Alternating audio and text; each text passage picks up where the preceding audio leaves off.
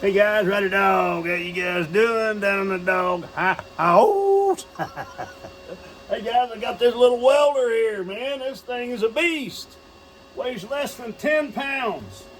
And this thing will do up to 155 amps. It's got on 110, it's got a 60% duty cycle, and on 220, it'll do 220 or 110. And on 220, it has a 30% duty cycle. So very cool. And I've got it hooked up on 110 volt right now to show you the window here. See the window? I'm getting ready to do this little bracket. I'm welding up a little bracket, and I can tell you guys, I am a total rookie when it comes to welding. I weld maybe twice a year, and I'm not very good at it. But this thing it does a hot start where it's the touch. You don't have to have that touch. You know what I mean? Welders have to have a very finely tuned touch, and they learn it through years of work. And this thing has what they call a quick start. So whenever you know, a lot of times when you weld, you get the sticking of the rod.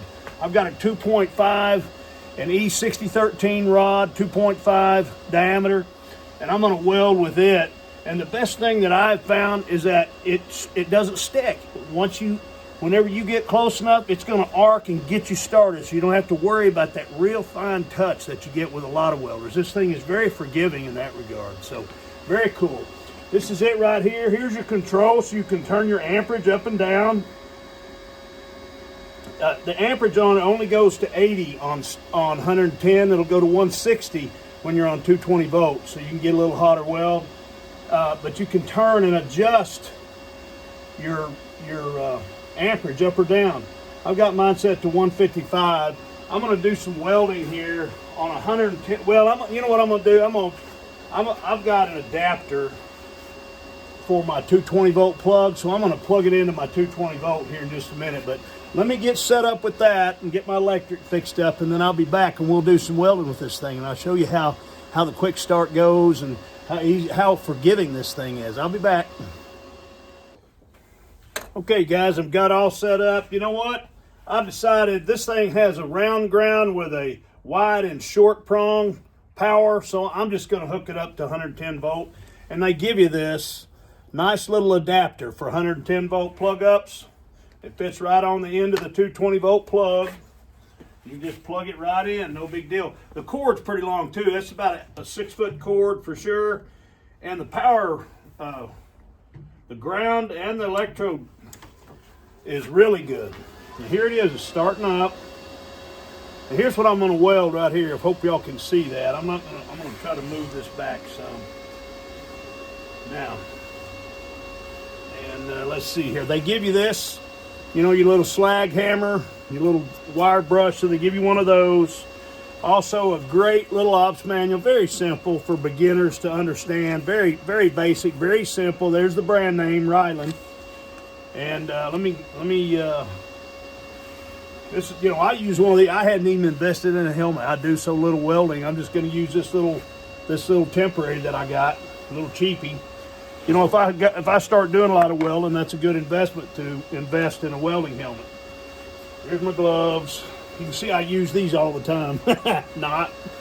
Very rarely do I use these. But you got to have them if you're going to weld. You got to be careful. Got to put your safety gear on. All right. Here we go. Let's see if we can weld up this little bracket. I've got to weld this little bracket here. And it's going on my front gate. So let's see what we can do here. All right, let's see if I can get this quick start to go. Okay, y'all ready? Here we go.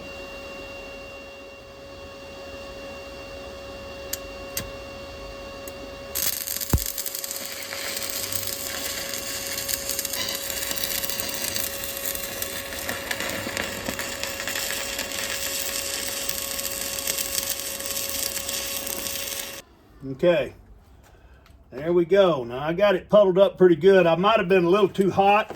I probably needed to turn my amperage down a little bit, but that got a pretty good weld. I don't know if y'all can see that. Let me get my slag hammer after it. Whoa, it popped.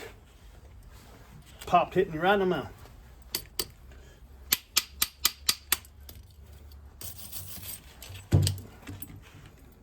turn that off. Get my, yeah, see that? You know, that's an amateur weld for sure. But that's not bad. That's going to do what I need it to do. It's going to hold on to what I need it to hold on to. Yeah, I got a little too hot. I went through the metal. This is pretty thin metal too. This is just 1-inch square tube. But look at that. And you see that bottom there? That's the one that went pretty good right there at the bottom. This one I got a little too hot with at the top. I held it down a little too long in that spot, but that one's not bad. Yeah, like I said, I'm a complete amateur, but I'll be able to use this now that I got it done. All right, guys, that's what I know. It's a neat product. It works good. The start, you still have a little bit of the learning curve on the start, but man, very forgiving for what it is.